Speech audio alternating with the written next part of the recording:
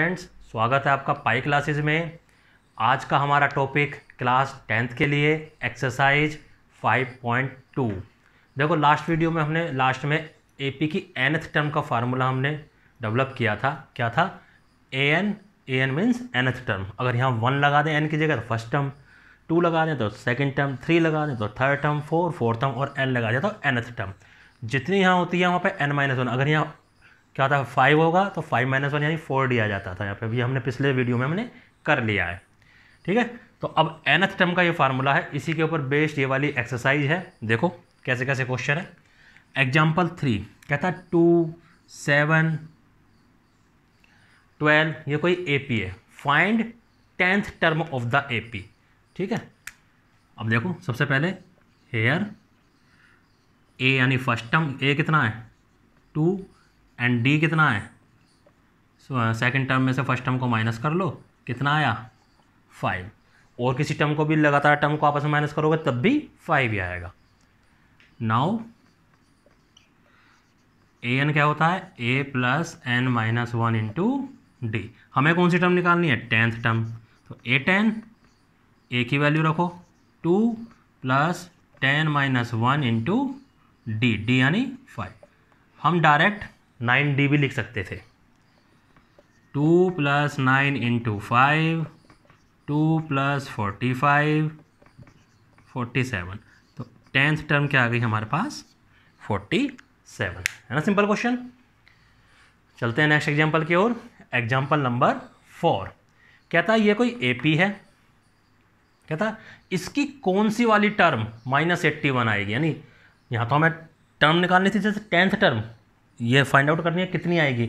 यहाँ हमें कोई टर्म दे रखी है तो ये कौन सी टर्म होगी, 20वीं, 30वीं, 35वीं, 40वीं, कौन सी होगी, हमें ये फाइंड आउट करना है।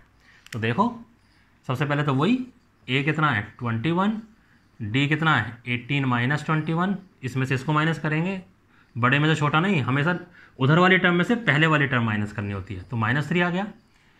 अब हमें नहीं पता ये 81 कौन सी टर्म आएगी, तो हम इसको nth टर्म मान लेते हैं। लेट an इज -81, यानी जो nth टर्म आई है वो हमारी -81 है। अब an का फार्मूला रख दो, a plus n minus 1 into, यहाँ पर हमने ये चीज़ निकाली थी, यहाँ हमें गिवन है, हमें n की वैल्यू निकालनी है। तो -81, a की वैल्यू 21, n माइनस 1, d की वैल्यू कितनी है -3, -81।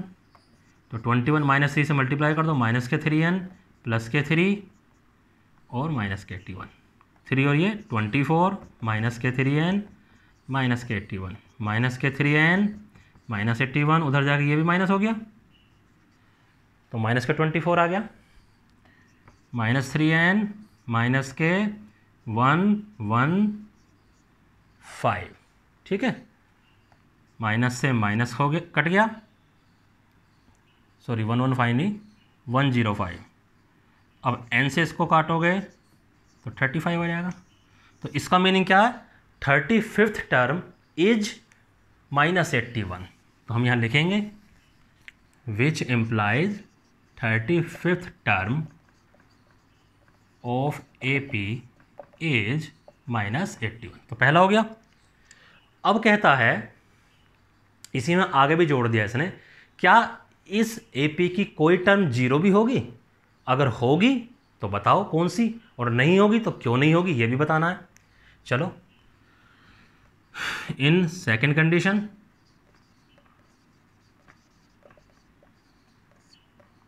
लेट mth टर्म, क्योंकि n हमने वहाँ यूज कर लिया, अब क्या और mth मान लेते हैं कि mth टर्म 0 है। तो इसी टाइप से यहाँ पे इसका फार्मूला बन जाएगा, n की जगह m यूज हो गया, a हमारा है 21, m-1 माइनस कैरी। ठीक है, बिल्कुल सेम उसी टाइप से बनेगा। तो मैं ये लिख देता हूँ, तो 24 माइनस के 3m सोल्व करके यहाँ तक अपना आप यही आ जाएगा। तो माइनस के 3m माइनस के 24, माइनस से minus, m is equal to 8। देखो क्योंकि m होल नंबर आ गया, अगर कभी भी ये पूछे क्या इस AP में ये वाली टर्म भी होगी, अगर यहाँ कट के m की वैल्यू 8 होल नंबर ने 8 टर्म आ गई। ठीक है, अगर ये यहाँ पर 3 से कटता ही नहीं, मान लो यहाँ पर 25 होता तो 25 3 से कटता ही नहीं, टर्म कैसी होती है, फर्स्ट सेकेंड थर्ड फोर्थ ऐसी होती है ना। तो 25 को अगर हम 3 से डिवाइड करते पॉइंट में आता, पॉइंट में तो टर्म हो नहीं सकती। तो अगर ऐसा होता तो हम कहते in this AP there is no term is 0। लेकिन अब क्योंकि ये होल नंबर आ गया, कट गया इससे पूरा पूरा, तो लिखेंगे 8th टर्म इज 0। तो hence which implies 8th term is 0। तो इस टाइप से हमारा इसका आंसर आ गया। ध्यान रखना, कभी भी ये पूछे क्या इस AP में ये वाली कोई टर्म हो सकती है, अगर n की वैल्यू या m की वैल्यू होल नंबर नहीं आएगी तो वो टर्म उस AP की नहीं है। ठीक है, अभी क्वेश्चन आएगा तो हम करेंगे। तो नेक्स्ट क्वेश्चन पर हम आते हैं, एग्जाम्पल नंबर 5। एग्जाम्पल नंबर 5 में क्या दे रखा है कि थर्ड टर्म, किसी AP की थर्ड टर्म और 7th टर्म हमें गिवन है। हमें AP नहीं पता कौन सी है, तो कह रहा अगर थर्ड टर्म पता है 7th टर्म पता है तो AP फाइंड आउट करो क्या होती है। तो हमें ना फर्स्ट टर्म पता ना कॉमन डिफरेंस पता, हमें कुछ भी नहीं पता। तो वो मान लेंगे लेट फर्स्ट टर्म A। जब हमें AP नहीं पता होती है तो हम फर्स्ट टर्म A मान के कॉमन डिफरेंस D मान के आगे काम करते हैं। D नाउ गिवन क्या, थर्ड टर्म 5।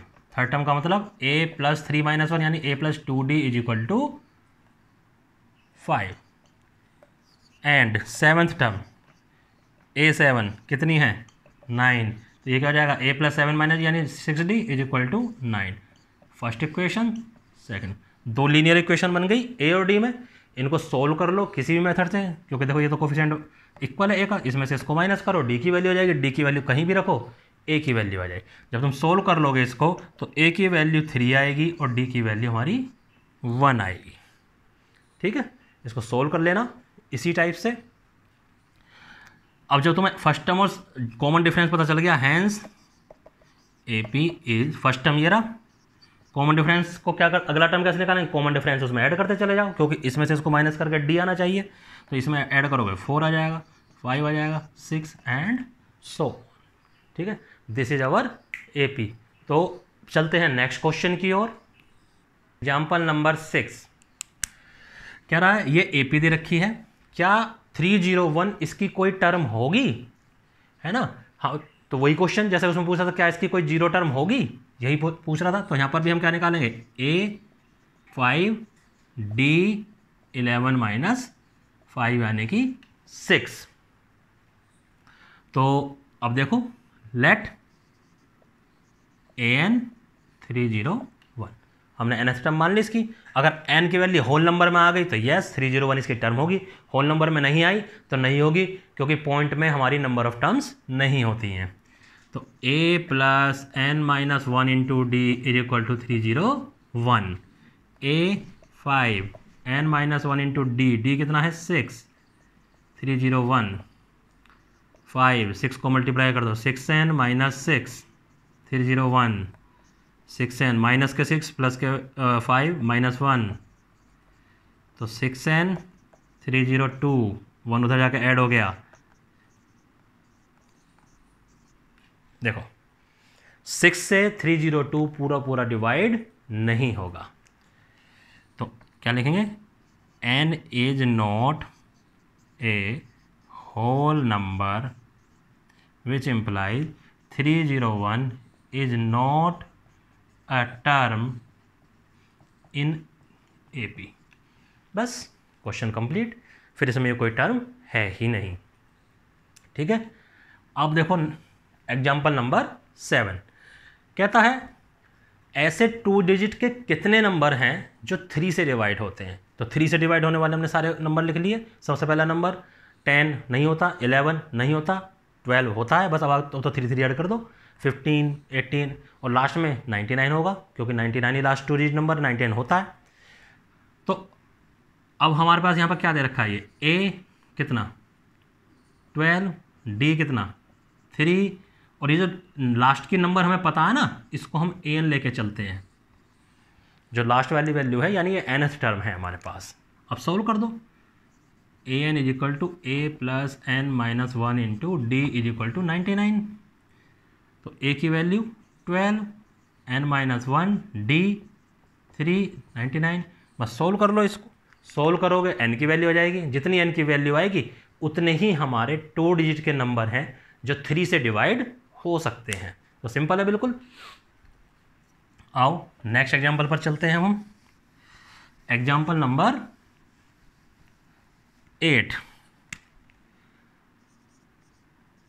देखो क्या है, AP है 3, 7, 4 एंड सो ऑन माइनस के 62। तो कह रहा 11th term from the last निकालो।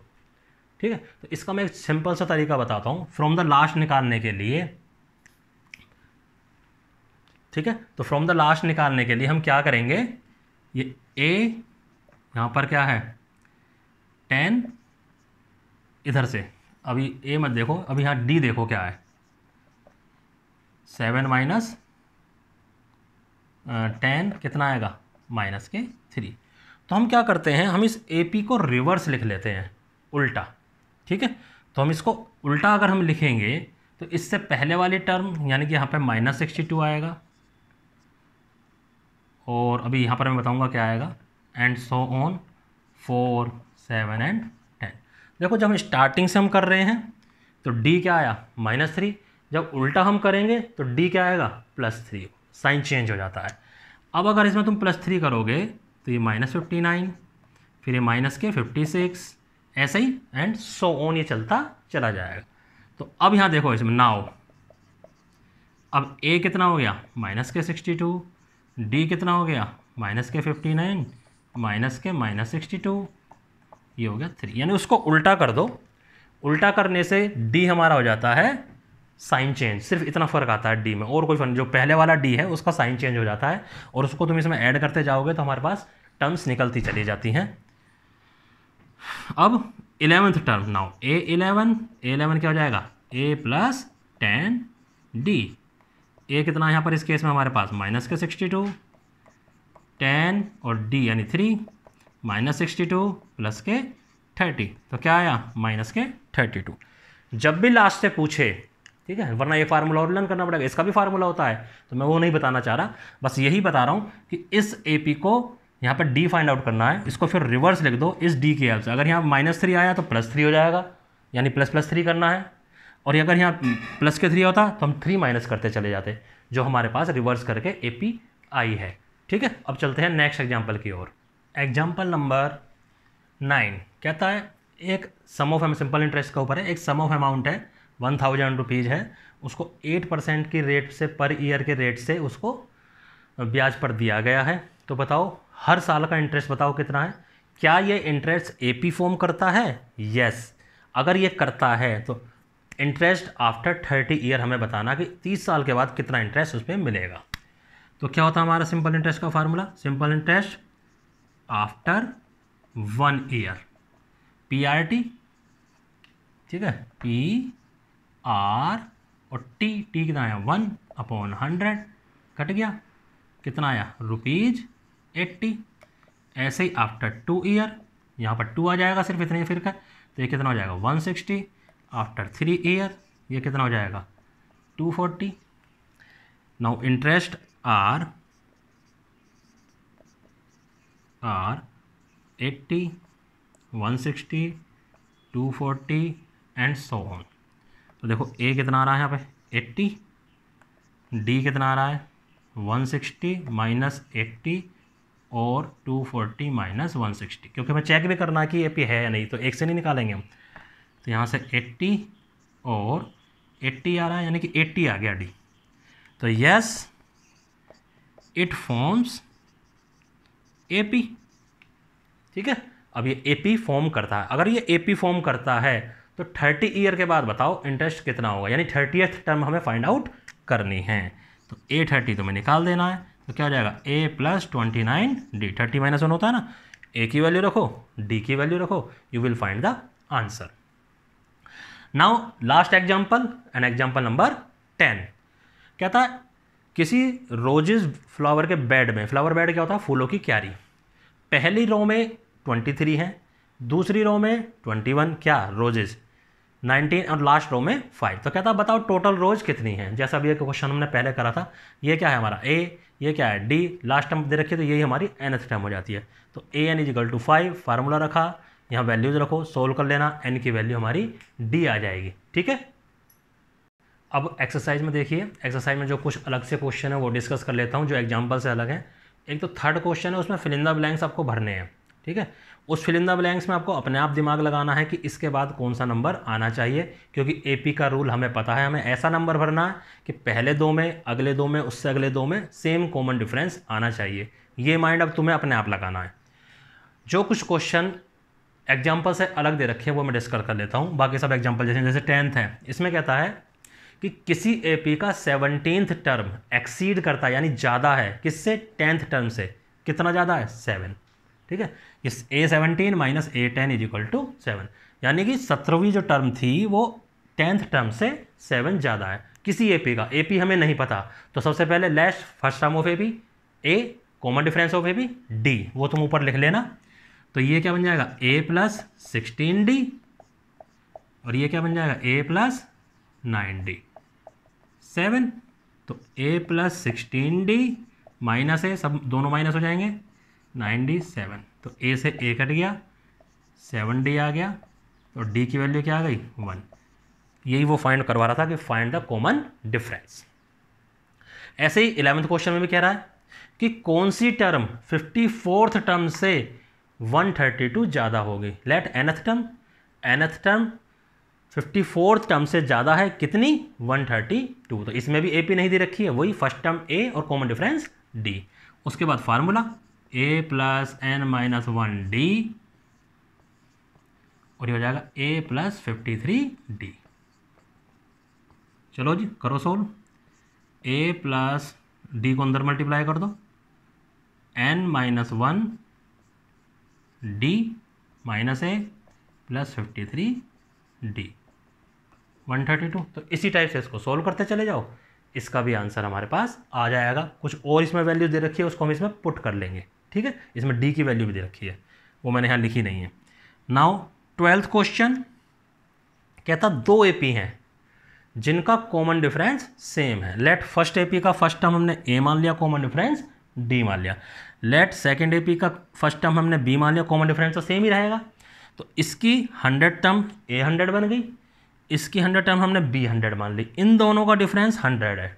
चलो जब यहाँ करते हैं तो A प्लस 99D, और ऐसे ही